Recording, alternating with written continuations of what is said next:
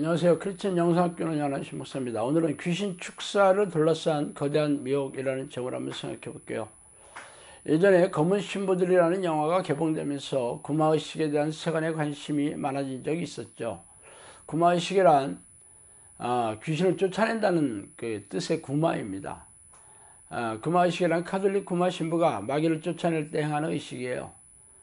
그들이 하는 의식은 대략 두 가지가 있는데, 영화에서 보듯이 라틴어로 된 기도문을 읽거나 십자가를 들이밀면서 마귀에게 떠나라고 명령 기도를 하는 것입니다. 이런 영화는 이전에 엑소시스트가 뜨면서 잘 알려진 투의 줄거리예요. 지난 언론 기사에서 독일로 건너간 개신교 목사가 마치 구마의식을 하는 것처럼 축사 기도를 하면서 사람을 구타하다가 이게 죽은 사건이 인터넷 기사에 있어 흥미롭게 읽었어요. 그 정황은 짐작하기에 그리 어렵지 않을 것입니다. 그 전에 기도원에서 이와 비슷한 사건이 적지 않게 일어났기 때문이에요. 귀신을 축출한다고 눈 주위를 강하게 누르고 심지어는 묶어놓고 두들겨 패다가 사망하는 사건이 일어나곤 했기 때문이죠.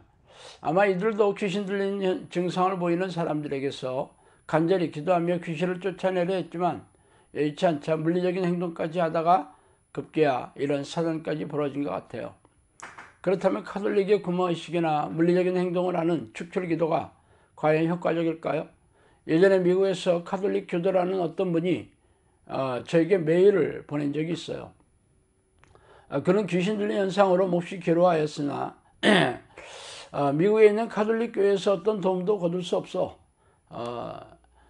유일하게 도움을 받을 만한 곳이 바티칸의 교황청에 구마 신부가 있다는 말을 들었지만 너무 멀어 갈 수가 없다면서 저에게 해결책을 요청해 왔어요. 그의 말에 따라 카톨릭 교회에서도 귀신을 축출하는 신부가 바티칸에 유일하다면 대부분의 성직자들은 악한 영을 쫓는 능력이 없거나 관심이 없는 그런 이들일 것입니다. 그렇다면 과연 카톨릭의 구마의식이나 무당 혹은 도사들의 테마의식 혹은 개신교 목사가 하는 귀신 축출 방식 기도 등의 테마 방식이 성경적이며 효과가 있을까요? 먼저 무당이나 도사들이 하는 테마의식을 들어보면 그들 대부분 귀신들이 있다는 것을 눈으로 보거나 느낌으로 감지한다는 투의 말을 하고 있어요. 그들의 말이 사실일지는 몰라도 전혀 성경적이지는 않죠. 만약 사실이라면 귀신들이 속여서 보이는 것 같은 착각을 일으키게 하는 것일 것입니다. 교회 주변에도 투시 연사를 받아 귀신을 본다는 사람들이 들어 있어요. 그러나 귀신들을 쫓아내는 일이 사역의 중심이었던 예수님이나 사도들 역시 귀신들이 눈에 보인다고 말을 한 적은 없어요. 귀신들의 존재나 공격 방식을 통해 잘 알고 있어 탁월한 능력으로 쫓아냈을 뿐입니다. 그렇다면 귀신이 눈에 보인다는 투시의 능력을 가진 사람들은 예수님이나 사도들보다 더 월등한 능력의 소유자들일까요? 아니겠죠. 그러므로 그들의 말이 사실일지라도 전혀 성경적이지는 않아요.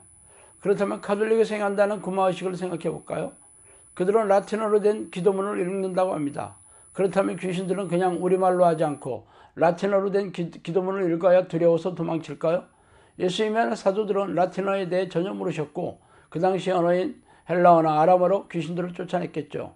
그러므로 라틴어로 된 기도문을 읽어야 귀신들이 쫓겨나간다는 축출 기도 방식은 전혀 성경적이지는 않아요. 죽은 언어인 라틴어를 알고 있는 신부들을 신성시하거나 신비적으로 보이게 하려는 의식일 뿐입니다. 그렇다면 십자가를 들이대며 귀신에게 나가라는 명령은 어떨까요? 마귀가 십자가를 두려워합니까? 이 역시 웃기는 얘기죠. 마귀는 고대 시대의 사형틀을 상징화하는 십자가를 전혀 두려워하지 않아요. 십자가를 두려워한다는 것은 예수 그리스도의 보혈의 능력을 두려워한다는 의미라면 나름 개연성이 있을지 몰라도 그냥 십자가 형상을 두려워한다는 것은 영화나 소설에서 나올 법한 쇼일 뿐이죠.